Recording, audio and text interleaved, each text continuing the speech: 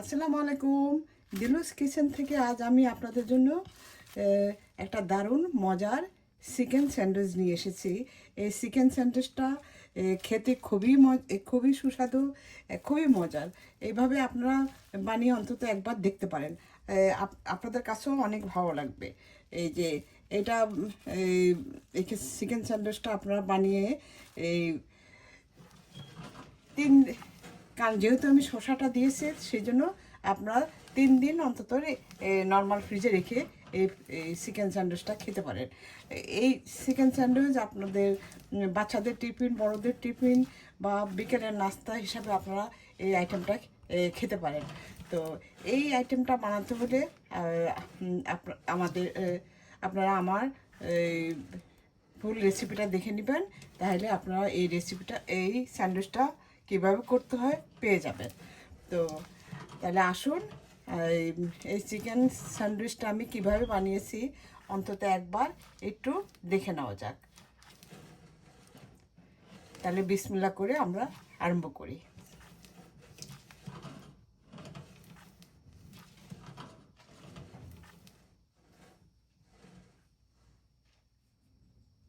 Sandwich বানানোর জন্য আমি এখানে চিকেনের বুকের মাংসটাকে আমি একটু সামান্য মরিচের গুঁড়া, আদা রসুন পেস্ট এবং একটু ধনিয়া জিরার গুঁড়া দিয়ে, একটু গরম মশলার গুঁড়া দিয়ে আমি আর একটু বাটার দিয়ে আমি আর লবণ দিয়ে আমি এটাকে সিদ্ধ করে এইভাবে ছাড়িয়ে নিয়েছি। এখন আমি এই এই যে এখানে একটা শসা, এই শসাটাকে আমি এভাবে গ্রেট করে নেব। এইভাবে আমি কিন্তু শসাটাকে এই যে পানিটা আমি ফেলবো না, কারণ এই স্যান্ডউইচটা 2 দিন রেখে খেতে পারবে।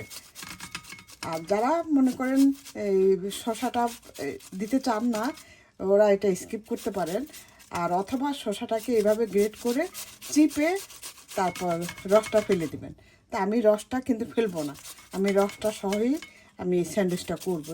এভাবে খেতে খুবই মজার। এখন দিচ্ছি আমি এই যে গোলমরিচের গুঁড়া। আপনারা সাদা গোলমরিচের গুঁড়াটাই দিয়ে দিবেন। আমি এখানে কালো গোলমরিচের গুঁড়াটাই দিয়ে দিয়েছি। আর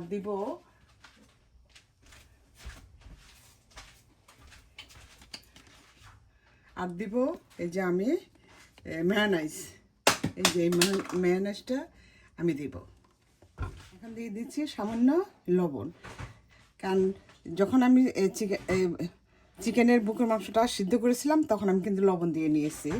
আর মেয়োনিজের মধ্যেও লবণ আছে, সেই জন্য লবণটা বুঝে দিতে হবে। আর দিয়ে দিচ্ছি আমি কিছু ধনেপাতা কুচি। এটা আপনারা স্কিপ করতে পারেন, কোনো সমস্যা নেই। আর ধনেপাতা কুচিটা দিলে খেতে ভালো লাগবে। এই যে এইভাবে ভেতরের ইয়েটা তৈরি করব। এখন দিয়ে দিচ্ছি আমি এই যে মেয়োনিজ,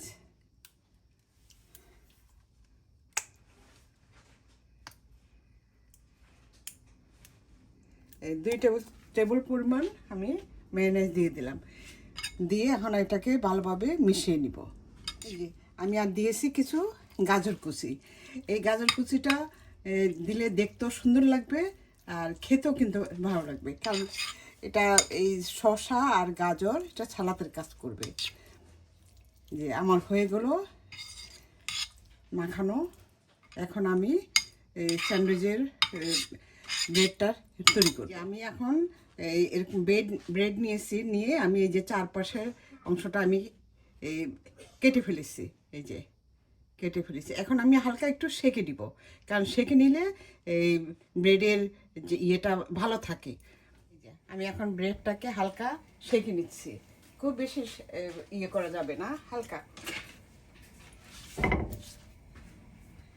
হালকা একটু এপিট ওপিট আমি একটু সেঁকে নিব।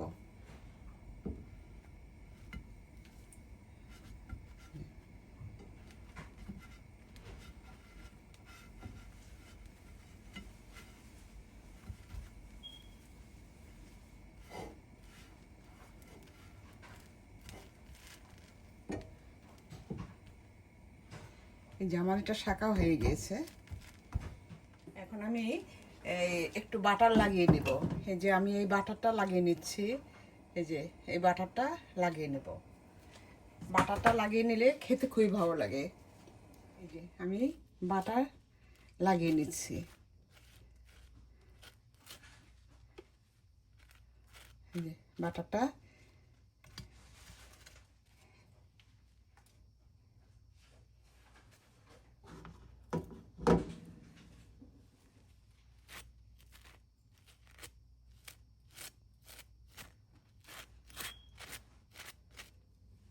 এইভাবে বাটারটা আমি এখন রেডি করা এই যে চিকেনটা দিয়ে দিচ্ছি। এভাবে আপনারা বানিয়ে খেয়ে দেখবেন, খেতে খুবই ভালো লাগবে। আর ছোট বড় সবারই এটা খুবই পছন্দের। এই যে দেখুন, সবাই কিন্তু খুব পছন্দ করে খাবে। এটা খেতে খুবই মজার। এটা বানিয়ে আপনারা 2-3 দিন এটা রেখে খেতে পারেন। কারণ 3 দিনের বেশি এটা নর্মাল ফ্রিজে রেখে দিবেন। 3 দিনের বেশি এটা খাওয়া যাবে না, কারণ যেহেতু ভিতরে শসাটা আছে।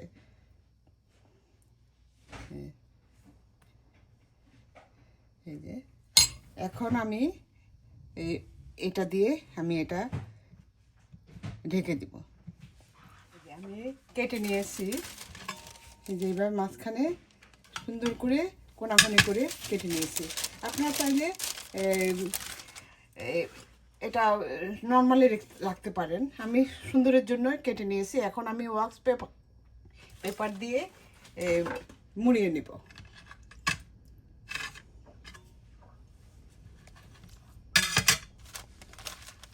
এভাবে বানিয়ে রেখে দিলে আপনার বিকালের নাস্তা অথবা বাচ্চাদের টিফিন, বড়দের টিফিন এভাবে বানিয়ে সুন্দর করে দিতে পারেন। এভাবে মুড়িয়ে রাখবেন। রেখে